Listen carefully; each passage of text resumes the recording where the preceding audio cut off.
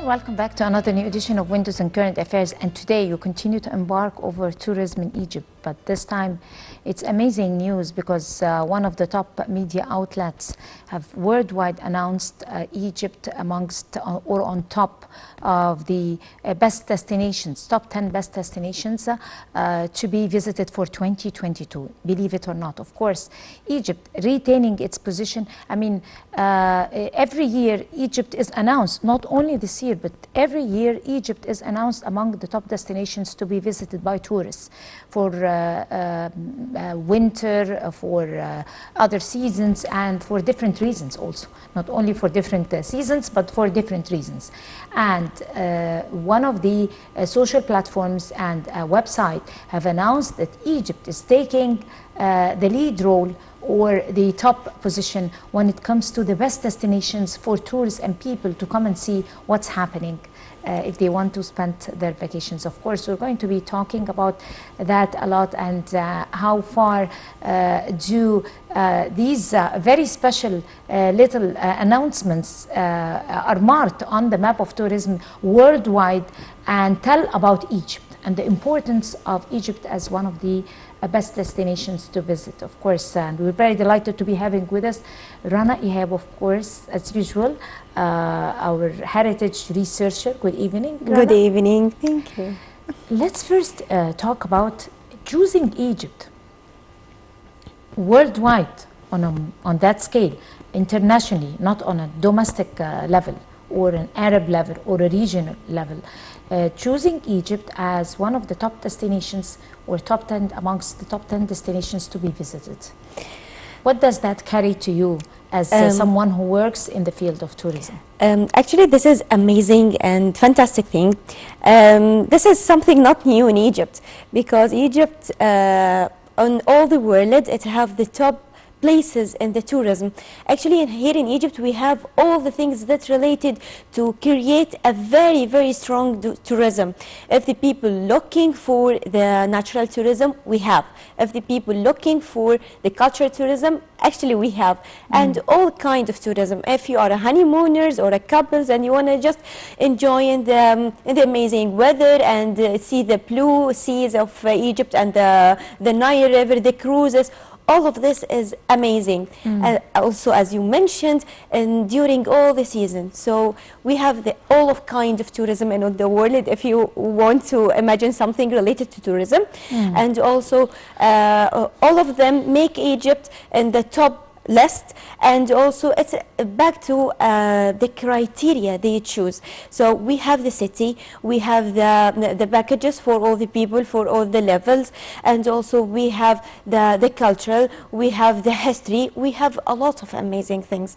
So it's something being normal to find Egypt in the top lists in the world destination those days. Actually, this has happened after the corona pandemic directly. When the corona pandemic, the Ministry of Antiquities takes all the cares to open the sites itself for all the people to see the amazing of the places. And this is also make Egypt safe for all the tourism, for all the tourists they want to visit. Any place from Alexandria to Aswan, it's open, and it's have a lot of things to do inside, the activities you can do, the photo sessions, all of the amazing things. And the top of all of that, the meaning behind the scenes and the meaning behind the statues and everything. Of course, you mentioned a very important element, which is how far have Egypt been able to work hard to secure a healthy environment during the pandemic, and also to be able to work over digital tourism that have sparked I mean, in coincidence or going parallel to the instance of the pandemic. We used to talk many times about digitalizing many facets of our lives, and including some businesses like the tourism. The Ministry of Tourism have made a very good job trying to digitalize and invent and promote works, pieces of work, or some tasks like digitalizing some movies, digitalizing instead of touring around in person, you can tour around over a site or something. That is something very important. Talk to us about the efforts to digitalize tourism in that very little time by the Ministry of Tourism. Actually, to not stop tourism coming to Egypt, and sometimes I didn't have, if I am in any place in the country and in the world, in any country, sometimes I don't have the ability to visit Egypt. I'm working all the time, I don't have a chance to visit or something like that. So Ministry of Antiquities offered some virtual tours around whole Egypt, especially the tombs. It's hard to enter, or the tombs, it costs a lot to be inside it. So the Ministry of Antiquities take it and make it as a virtual tour, and it's their official website. So you can go and see all the details of the place, of the tomb. You can see the wonderful colors. Even you are a student, you can read the hieroglyphs inside these tombs, which is written on the wall of the tombs. So this is something amazing. Actually, we're working a lot, and we have a lot of idea. Minister Khalid Al-Anani actually doing a great and fantastic job during the 3 years to promote the Egyptian tourism. Even we can find it's not only in the digital thing, but we can find it in the media itself. So if we're focusing on the festivals that have done, and the Golden Parade, for example, and the things that related to the upcoming events, inshallah. Inshallah. But also you were talking about the steps that were taken, several steps. Of course, it's a survey. It is a pattern of different steps to be taken to create that program of digitalizing tourism. Touring a place or a museum or an antiquity or a site, archaeological site, needs a lot of requirements. What are the requirements to be able to digitalize a program for a visitor, for example, to tour an archaeological site? We have a lot of things. So we, at the beginning, we need to know what inside the tourist mind itself. So I can take steps in that.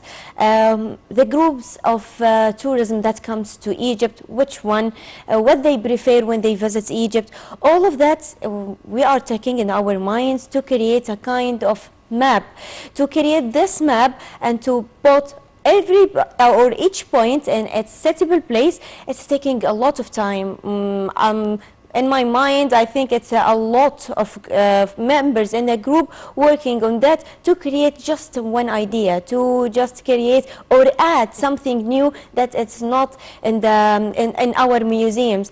When the people traveling outside and see what's happening in the international sites, for example, especially the sites that it listed in the Heritage World List, all of that we're taking in our mind to see what happened in the world, and we need to make Egypt special. We aren't copy anything, we are developed the things that we see to be here in Egypt. For that reason, I think Egypt one of the 10 top destinations in 2020. What are the best programs that are preferred by the visitors for any site to watch in Egypt? Is it the archaeological sites? Is it the gastronomy? Is it the Midtown Cairo? I mean, what is the really authentic thing that is preferred by people? It depends on the group of the people, what they want from Egypt. Depends on the type of tourist. Yes, exactly. For example, when they arrive to Egypt, the people who interested, all the people, all the kind of tourists, they interested to see how is the pyramids is great. They wanted to see the pyramids in the picture. When they stand in front of it, the first word come in their mind, wow, it's amazing. It's not like the picture, it's more fantastic. So for that reason here, it's different. The people, the group is different. For example, some people need to just take a rest, relax. So they take a cruises on the Nile from Cairo here to Aswan, and they enjoying the archaeological sites in the river Nile itself, like elephant, Fila temple, Bani Hassan tombs, all of that during their way to the to Aswan. So, for example, some of people just wanted to try the Egyptian cuisine. So they wanted to try fool and falafel and how they test and koshari. Yes, exactly. All of this the organic fantastic food. How healthy is it? Yes. Of course, that is the only thing that you cannot try it digitalized. You have to be in person and taste it because of the essence and the herbs and everything. Yes. But also, this time marks the 99th anniversary of Tutankhamun. Yes. The discovery of Tutankhamun. That's one huge event or announcement in its own right. Yeah. Regardless of the choosing Egypt as amongst top 10 or top 3 or even on top of the world destinations. 99th anniversary of Tutankhamun discovery of one of the best and the most popular and the one and only site that could be seen by every human being. Yes, actually, the story behind the excavate of tomb of King Tutankhamun is amazing, because the one who's really discovered this is a young boy.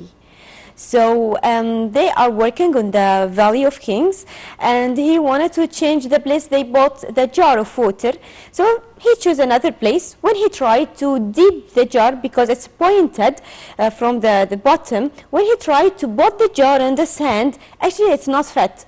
So he tried to just remove some sand, maybe a rock under it or something like that, and he removed, and he started to find the mastaba of the tomb of King Tutankhamun. So they called Howard Carter, and he saw the inscriptions immediately? No. I mean, the mastaba is the first thing on the tomb, the roof of the tomb itself. Yeah, but it had inscriptions? Not yet. But they found something salt. What is this?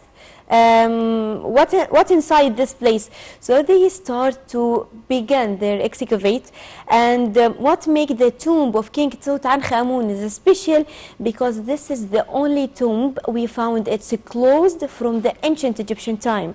So we found the doors with the rope with the seal of the King Tutankhamun on it. So when we discover it, it's kind of messy, because we suggest that King Tutankhamun died suddenly, so they didn't prepare everything for his tomb. So everything inside this tomb is made from pure gold or gilded by gold. So this is what makes this tomb is special, and soon we will find all the treasure inside the tomb of Tutankhamun placed in the Grand Egyptian Museum for the first time. Right. Yes. Amazing. But the more you tell about it, the more people like to know more. I mean, was it just over the surface of the they found ground, the surface, or how could it not have been found years and years before, since it's already that easy? Yes, because it's not buried, I mean. Because all the place when the ancient Egyptian people, or especially the ancient Egyptian kings, decided to choose the Valley of the Kings to bury there, because they found a lot of thieves. They stole their treasure, they things, and in the Egyptian belief, or in the ancient Egyptian beliefs, they need those stuff to pass into netherworld. So if it was stolen or destroyed, it will be harmful for them in the front of the god Osiris, the god of the netherworld. So they wanted to make their places or their tombs in hidden places. For that reason, we still say we discovered, because actually it's not seen. We cannot see it, and we do not suggest the place. Where is the place of this tomb? We do not know. somehow. So 99 of the excavation was just by luck. We discovered it by luck. Wasn't it on the surface, over the surface? No, of it's the not ground? on the surface. Actually, for example, we have the tomb of King Thutmose III. It's in a very, very high place. You need to take the stairs between the mountain, and it's a very, very Tricky. hard. But, Yes, but going back to Tutankhamun, it was right on the surface of the, I mean, the boy was digging and that he just trembled into it or something? Yes, after the surface, we found the door. The door, you take the stairs, upstairs, sorry, downstairs, and you will find the door of King Tutankhamun. Then you found the chambers inside the tombs, the inscriptions, the colors, the sarcophagi of King Tutankhamun. Inside the sarcophagi also we have his mummy, and also the treasure. The treasure is the most amazing thing in the tomb of Tutankhamun. Actually, what did it contain? A lot of things, like the chariots they used in the battles. We have 1,000 of boxes which is full of jewelry, and those jewelries was made from precious materials like carnelian, turquoise, and a lot of those precious materials, silver, and also most of them was completely made from gold. Even the coffin itself, we have 3 coffins for King Tutankhamun. One of them they suggest is made from completely pure gold. And also we have the necklaces, we have the masterpiece, the golden mask. So some scientists they suggest this is very, very hard to say this was created from the ancient Egyptian time without using laser, because it's very made from perfect way and very well crafted. Well crafted, and if you see everything is inside everything, they didn't use a glue, for example. They didn't use any kind of nails, for example. Everything it's look like I create a laser to make a perfect piece like the golden mask of King Tutankhamun. Sculptured. Yes. I hate to stop here. I really hate to stop here because I needed to talk more about the golden mask of Tutankhamun, but we are going to see something even more amazing, which is now a short break where we're going to see the valley or the avenue of the Sphinx. And there is a big story awaiting you, so stay with us.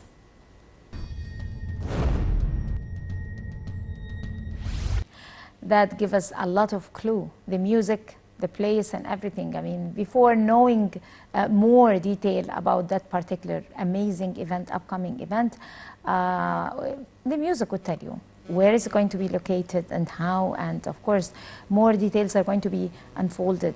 But at the same time, the Avenue of the Sphinx is another amazing event. Yes, this is See how beautiful is Egypt? Yes. You know, you move from one beautiful story, amazing, outstanding, wonderfully folded, to another one that is much more unbelievable than the other. We're going to go back to the Golden Mask, but later on.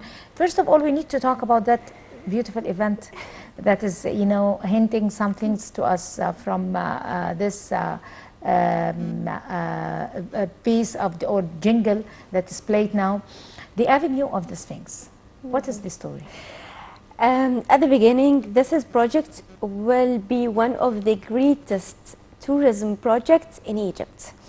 Why? Because this is the Avenue of the Sphinx, or the Avenue of the Headed Ram. It's connect between Karnak Temple and Luxor. This has not happened from 5,000 years ago at least. So we dated back to this time, and we will feel how the ancient Egyptian doing their festival in that time. Actually, the festival will be in the same old way. So the barks of the god Amun will going from Karnak Temple and passing in the Avenue of the Sphinx till it's reached to the Temple of Luxor. What happened? What behind this story, and why actually they choosing Luxor? What is Luxor? All of right, that. without interfering, because here we have some footage that is showing how His Excellency Prime Minister Dr. Mustafa Madbouli is inspecting the hard work and the pace of work, the very fast, speedy pace of work that is being taken to renovate the whole thing. Yes, this is something, for that reason I mentioned this is one of the greatest projects. So it's taking a lot of effort, and it's a need a wide group of conservators. It's a need to research more about how the ancient Egyptians doing this festival, why they are doing this festival, where is the inscription, this is mentioned, this for only one, who's the one who starts to make this thing, who's the kings are celebrated with this. All of that is a big effort. So we need to describe everything, and we need to clarify each inscription which is mentioned, the Opet festival. Opet festival. What is Opet? Actually, Opet, it's from the ancient Egyptian language. It's called Ibit Receipt. Ibit Receipt mean the Luxor temple, and the translation of it, it's called the southern palace, the Luxor temple. So Ibit is coming from Opet, so we can call it Ebet, or we can call it Opet. So during this Opet, the first one who's doing this festival is a Queen Hatshepsut. So this is amazing thing from the New Kingdom. Queen Hatshepsut, King Thutmose III, and our king boy Tutankhamun, Ramses II, and a lot of kings doing this festival. What is the idea behind this festival? What they are doing in this festival? Actually, they take the bark or the boot of Amun, of the goddess Amun. The statue of him on the park have a specialized kind of themes, and it has a shrine. The statue is appeared. All the people is watching what is inside this park, and it's moving from the Karnak to the avenue. The avenue of the Sphinx, it's around 2.5 or 3 kilometers. So it's a very long. Beside this avenue, we have 6 chapels. Those six chapels for different goddess, and the bark should be stopped in each one. When the bark stop in this one, the offering is come for him, for the god Amun, and also for the people, for the soul of the kings who celebrate in this Opet festival. So they are walking on this avenue, stopped on this chapel till they reach it to the temple of Luxor. So in the hall, on the main hall of Luxor, the priests start to hold the boot of of the Amun, and around him the dancers, the singers, and the acrobats too, and they start to say some of the songs. From my opinion, I think they will choose one of them to sing in the festival, like what happened at the Golden Parade, and it's called the Songs of Amun. The songs of Amun. The songs of Amun. That is related to Tutankhamun. No, it's related to the god Amun himself. To the god Amun. To the god Amun himself. So then, when they are walking, actually the temples in ancient Egypt, they are very big, and they going smaller till they reach to the Great Maison. The Great Maison is the Holy of Holies. It's completely dark, and the soul of Amun is rest there. So why they doing this festival? When they doing this festival, they choose the second month from the innovation season. Innovation. Yes, innovation of flooding season. They choose this the second month from it. This festival lasted from 11 to 24 days. So it's depend according to the king. Maybe he wanted this 11, 15, or they wanted 24 days. They doing the festival every day. They doing this festival the same way, the same rituals. After that, when they reach to the Holy of Holies, why they are doing this festival? Actually, because a lot of things. One of them, to renew the god, the soul of the god Amun, to renew his power. This power will be transferred to the king now. So the god Amun, his soul coming from the past to the present. Some kings take the same way for the festival, and they take it as a chance to recoronate themselves on the throne of Egypt, like the king Hormaheb. So all of these rituals, what happened, the people who is watching the god Amun and the park of it, and they adding some things later, like they celebrate for the fertility of Amun. Renewing the marriage with God Amun and God Mut, the mother goddess, and their son Khonsu, the god of the moon. So all of these is making or created for the god Amun, for his soul, which will be transferred to the kingship now.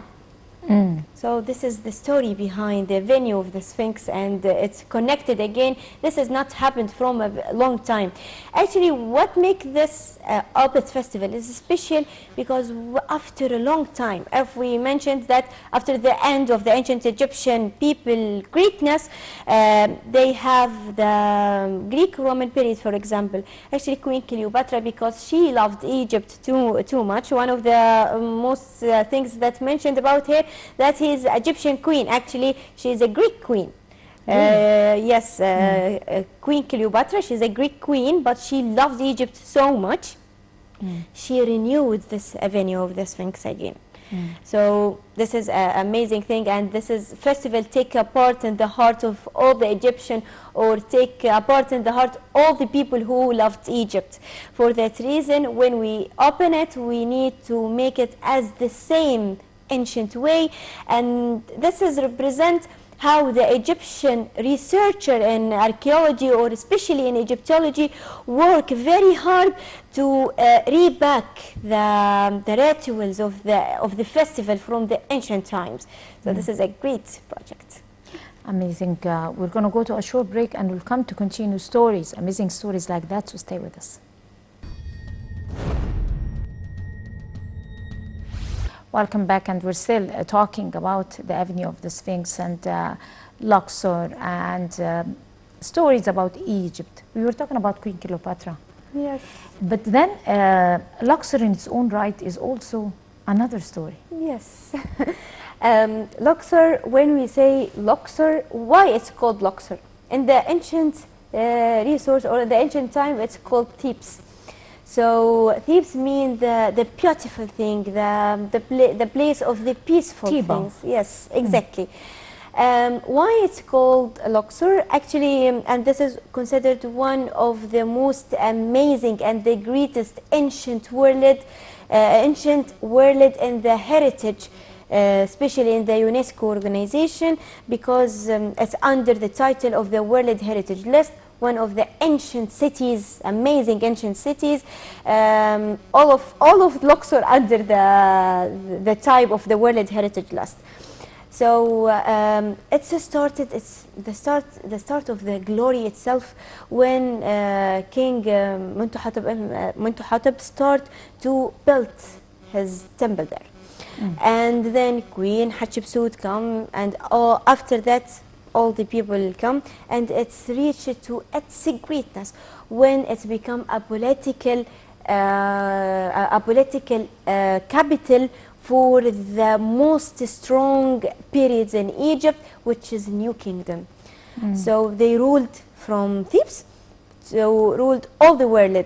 Like, for example, King Thutmose III, he take Egypt as only a kingdom, and it's a transfer from Thebes to the empire of Egypt.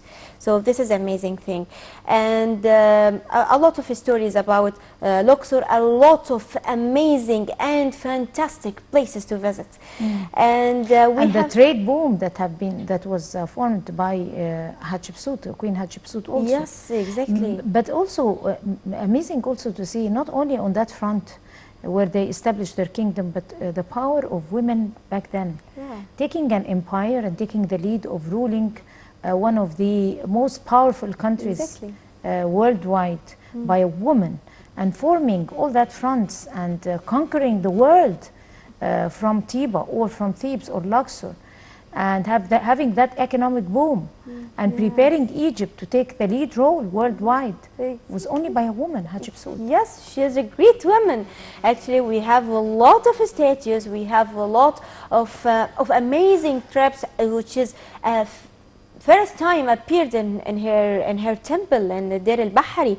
This is a fantastic thing. Also, talking about Luxor, one of the most amazing thing that created by a human, which is the hypostyle hall on the Karnak temple, the great and the glossy columns. This is not found in any place in our galaxy, maybe, because it's amazing. The colors, they making those massive and the great columns, how they make it, and this is really amazing. So why it's called Luxor is depending on those great columns. Luxor, which is the plural of palace in Arabic, so qasr. So when the Arabs come to Egypt and they found this amazing and the great temples of Egypt, they called it look like palaces. This is the place of the palaces. So for that reason, it's called Luxor, and ancient times it's called Thebes. And they taking the power, the most powerful kings, they take the lead from this time to publish in all the world and to control by wise. Actually, by wisdom. Yes, exactly. The wisdom here is playing a very, very important role. In what way? In what way? Because actually, for example, in the feast of Apet, we will find in the scenes the Nubian people, the soldiers, they celebrate with Egypt, even they are foreigner. They celebrate with Egypt because they work for Egypt because they like it, not working as a slavery or something like this. This is not true. But they love Egypt, they serve Egypt. And we offering for them everything they need. From the food, from the place. They loved the natural here in Egypt. They loved the Nile River. They loved the trees, the deserts even in the Egypt. Everything you will need, you will find it on the palaces, on the tombs. For example, all of that we know from the inscriptions, from the walls, from what's behind the story of making a kind of a statue. Sometimes if we are going outside Egypt now, we will find some letters, some objects that send from Egypt to those countries because we have a trade with them. So this is played a very important role in mentioning the politics, the economy, everything related. The beauty of Egypt is appeared in its walls and its temple and its tomb and everything.